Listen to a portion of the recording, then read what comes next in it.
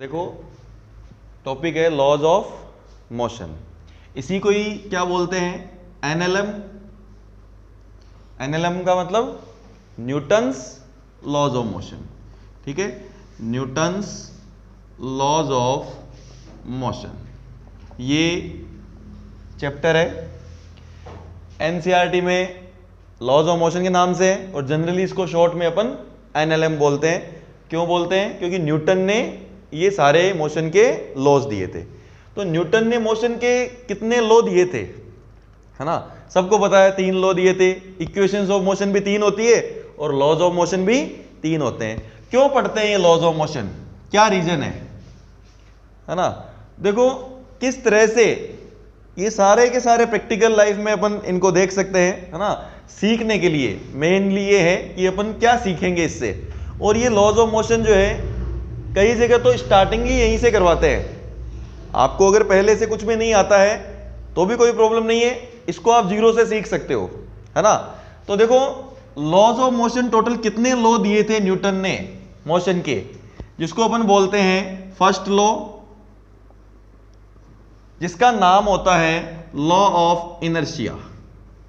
Law of inertia ये पहला law Newton ने दिया था। उसके बाद सेकंड लॉ। सेकंड लॉ क्या है? Law of momentum. Law of momentum. इसको मोमेंटम कंजर्वेशन अभी नहीं बोलेंगे, क्योंकि मोमेंटम कंजर्व तो कब रहेगा? जब नेट फोर्स 0 हो जाएगा तब रहेगा। यही आगे क्या बन जाएगा? Law of momentum conservation. कब? जब नेट एक्सटर्नल फोर्स 0 हो जाएगा। अभी अपन पढ़ेंगे फोर्स क्या होता है, इनर्शिया क्या होता है। और थर्ड जो लॉ है, ठीक है, थर्ड लॉ क्या होता है? एक्शन रिएक्शन लॉ, या फिर अपन बोल सकते हैं लॉ ऑफ एक्शन रिएक्शन। ठीक है, ये टोटल 3 लॉज न्यूटन ने दिए थे। तो ये लॉ समझने से पहले अपन को एक तो ये समझना है कि इनर्शिया क्या होता है। क्या? इनर्शिया। तो पहले अपन लिखते हैं इनर्शिया। ओके, इनर्शिया किसको बोलते हैं? इनर्शिया क्या है? इनर्शिया हर बॉडी में एक ऐसी प्रॉपर्टी होती है जिसकी वजह से बॉडी अपनी स्टेट को चेंज करने का अपोज करती है। उस प्रॉपर्टी का ही नाम क्या है? इनर्शिया। यानी इनर्शिया क्या है? एक प्रॉपर्टी है, property of body, any body. Property of her body में ये प्रॉपर्टी होती है, property of body by virtue of which body, जिसकी वजह से बॉडी क्या करती है? बॉडी अपोज करती है। किसका अपोज करती है? Oppose its change in state. अपने स्टेट में चेंज होने का अपोज करती है। ठीक है, कौन सी स्टेट में चेंज होने का? या तो अगर वो रेस्ट में है तो रेस्ट में ही रहना चाहेगी, या फिर और इन यूनिफॉर्म मोशन में है, यूनिफॉर्म मोशन में है तो वो यूनिफॉर्म मोशन में ही रहना चाहेगी। तो इनर्शिया क्या होता है? एक प्रॉपर्टी है बॉडी की, हर सब्सटेंस में ये प्रॉपर्टी होती है जिसकी वजह से वो अपनी स्टेट को चेंज होने का अपोज करता है, चेंज होने नहीं देना चाहता है। ओके, और एक चीज आएगी यहां पे, फोर्स। फोर्स क्या होता है? फोर्स किसको बोलते हैं? ये फोर्स बार बार यूज में आएगा। तो फोर्स क्या होता है? फोर्स एक ऐसा पुश और पुल है, धक्का या खिंचाव है, ठीक है, जिसकी वजह से क्या होता है? बाय विच जिसकी वजह से बॉडी क्या करती है? चेंज कर लेती है। किसमें? अपनी स्टेट को चेंज कर लेती है, या फिर और टेंड्स टू चेंज। ठीक है, जिसकी वजह से ये फोर्स क्या करता है? फोर्स एक ऐसा पुश और पुल है जो क्या करता है? विथ चेंज, जो कि क्या कर देता है? बॉडी को चेंज कर देता है। क्या चेंज कर देता है? State. Which change or tends to change the state of a body. Force एक ऐसा पुश और पुल है जो कि क्या कर देता है? Change or tends to change the state of body. कौन सी स्टेट को चेंज करता है? या तो रेस्ट को या फिर यूनिफॉर्म मोशन की स्टेट को। ये फोर्स की डेफिनेशन लिखी है अपन ने।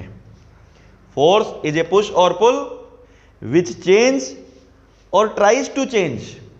जैसे मैंने इस पे फोर्स लगाया, तो मैंने क्या चाहा, इसको चेंज करवाना चाहा। ये क्या है, अभी रेस्ट पे है ये बोर्ड, है ना। मैंने इस दीवार के ऊपर फोर्स लगाया, दीवार हिली नहीं, लेकिन मैंने तो कोशिश की इस दीवार को हिलाने की। तो ये दो वर्ड अपन को यहां पे पता होने चाहिए। इनर्शिया क्या होता है?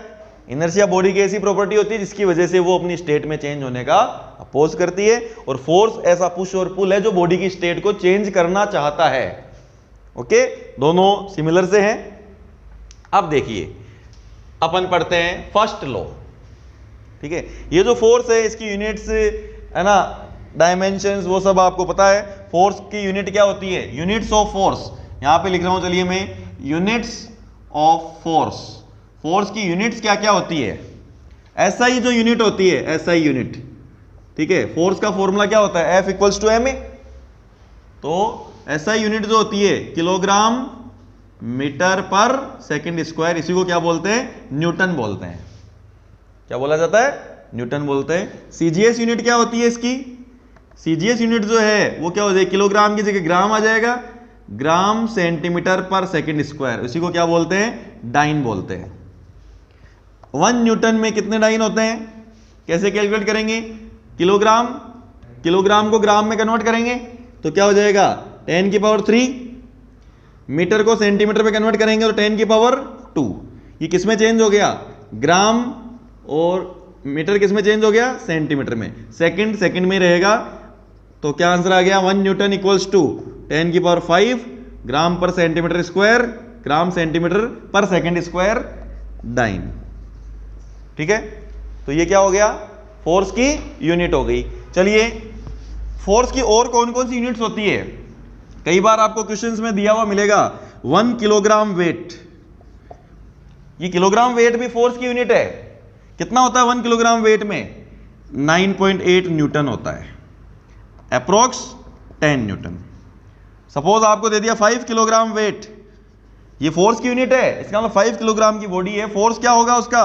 50 न्यूटन होगा। समझ गए? 1 ग्राम वेट अगर दे दिया आपको, ग्राम वेट, ठीक है, तो ग्राम वेट भी किसकी यूनिट है? फोर्स की यूनिट है। ठीक है, किलोग्राम वेट को ही आप ग्राम वेट में चेंज कर सकते हो। ग्राम को किलोग्राम में चेंज कर दो। कैसे चेंज करेंगे? 1 ग्राम में कितने किलोग्राम होते हैं? 10 की पावर -3, ये किलोग्राम वेट हो गया। ओके, तो क्या आ जाएगा? न्यूटन में कितना हो जाएगा? 10 की power -3 into kilogram weight. 1 kilogram weight कितना होता है? 10 न्यूटन इंटू 10 न्यूटन, तो क्या आ गया? 10 की पावर -2 न्यूटन। और 1 न्यूटन में कितने डाइन होते हैं? 10 की पावर 5, तो क्या आ जाएगा? ये 10 की पावर -2 इंटू 10 की पावर 5, ये डाइन में आ गया, यानी कि 1000 डाइन। 1 ग्राम वेट कितना डाइन होता है? 1000 डाइन होता है। एग्जैक्ट होता है 980, और अप्रोक्स 1000 डाइन होता है। ध्यान रखना, kilogram weight 9.8 newton, 10 newton, and gram weight 980 dyne या 1000 डाइन। ये फोर्स की अपन ने यूनिट्स लिखी है। अब आ जाते हैं अपन फर्स्ट लॉ पे। ठीक है, तो अपन ने देखो यहां पे एक इनर्शिया अपन ने पढ़ लिया, ठीक है, फोर्स अपन ने पढ़ लिया। एक वर्ड और है यहां पे, मोमेंटम। क्या? मोमेंटम। मोमेंटम क्या होता है? तो ये अपन जब सेकंड लॉ स्टार्ट करेंगे उससे पहले अपन पढ़ लेंगे। तो अपन सबसे पहले फर्स्ट लॉ पे आते हैं। क्या है first law? Law of inertia. तो लॉ ऑफ इनर्शिया क्या होता है? देखिए, इसी के 3 पार्ट है लॉ ऑफ इनर्शिया के। क्या क्या है? Inertia of rest. न्यूटन का जो फर्स्ट लॉ है, लॉ ऑफ इनर्शिया, जिसको गैलीलियोस लॉ ऑफ इनर्शिया भी बोलते हैं, इसके कितने पार्ट है? 3 पार्ट्स में ये डिवाइड किया हुआ है। First inertia of rest, second inertia of motion, and third inertia of direction. ठीक है, फर्स्ट की स्टडी करते हैं अपन, inertia of rest. Inertia of rest क्या कहता है? अगर कोई बॉडी रेस्ट में है तो वो बॉडी रेस्ट में ही रहेगी, कब तक? जब तक कि उसके ऊपर कोई एक्सटर्नल फोर्स अप्लाई नहीं किया जाएगा तब तक. If a body is in state of rest, then it will be in that state of rest until an external force is applied on it. जब तक कि अपन एक्सटर्नल फोर्स नहीं लगाएंगे तब तक वो बॉडी रेस्ट में ही रहेगी. सपोज मान लो एक ये बॉडी है, 5 किलोग्राम की बॉडी है और यहां सरफेस पे रखी हुई है, ये ऐसे ही पड़ी रहेगी. कब तक? जब तक इसके ऊपर अपन धक्का नहीं लगाएंगे, इसको नहीं खींचेंगे, फूंक नहीं मारेंगे, है ना, प्रेशर नहीं लगाएंगे किसी भी तरह से, तब तक ये क्या रहेगी? रेस्ट पे ही रहेगी. ठीक है. सपोज एक एग्जांपल, बेस्ट एग्जांपल, अपन बस में बैठे हुए हैं, है ना, ये बस है, ठीक है, और इस बस में ये पैसेंजर्स बैठे हुए हैं. ये एक पैसेंजर है जो कि खड़ा है ना. अचानक से क्या हुआ? बस रवाना हो गई. तो क्या होगा?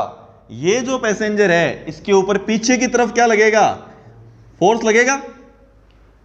तो ये किसका एग्जांपल है? इनर्शिया ऑफ रेस्ट का एग्जांपल है, इनर्शिया ऑफ मोशन का एग्जांपल है? ये इनर्शिया ऑफ रेस्ट का एग्जांपल है. रवाना बस हुई है लेकिन ये पूरी बॉडी रेस्ट में थी पहले और ये रेस्ट में ही रहना चाहती है. इसलिए जैसे बस रवाना हुई तो इसके जो पैर है जो बस के फ्लोर के टच में है वो तो रवाना हो गए, लेकिन बॉडी ने क्या चाहा कि मैं रेस्ट में रहूं. इसलिए किधर धक्का लगा बॉडी पर? पीछे की तरफ धक्का लगा, क्योंकि बॉडी रेस्ट में रहना चाहती है ना. उसने क्या किया? अपोज किया मोशन का. बॉडी आगे नहीं जाना चाहती, इसलिए धक्का किधर लगा? पीछे की तरफ लगा. ठीक है.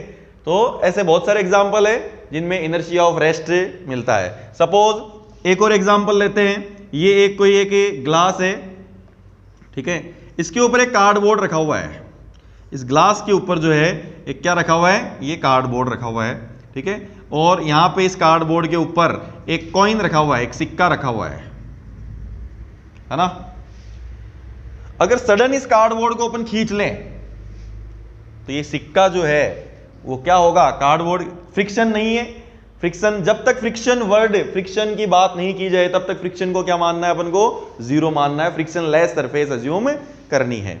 जैसे इस कार्डबोर्ड को अपन खींचेंगे तो ये सिक्का क्या होगा?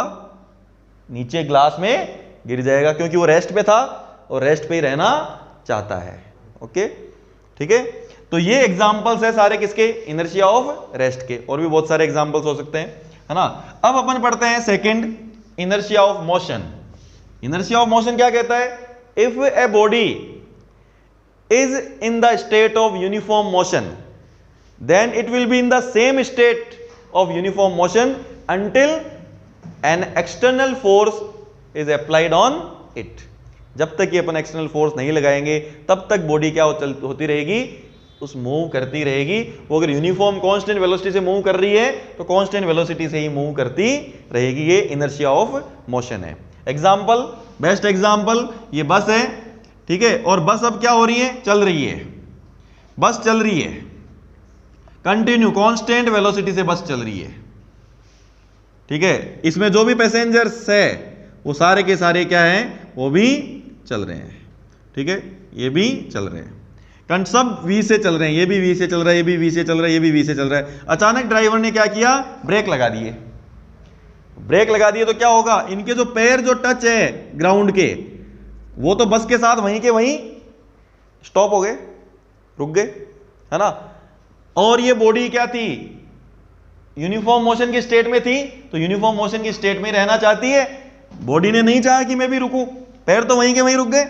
जैसे ही ब्रेक लगाया, बॉडी चाहती है कि मैं मोशन में ही रहूं, तो इसलिए बॉडी पर किधर की ओर धक्का लगा? आगे की तरफ धक्का लगा. जैसे ही ड्राइवर ब्रेक लगाता है तो हम किधर की ओर फोर्स फील करते हैं? आगे की ओर. ठीक है. और एग्जाम्पल देखिए, जैसे मान लो कि जैसे घुड़सवार वाला एग्जाम्पल है ना.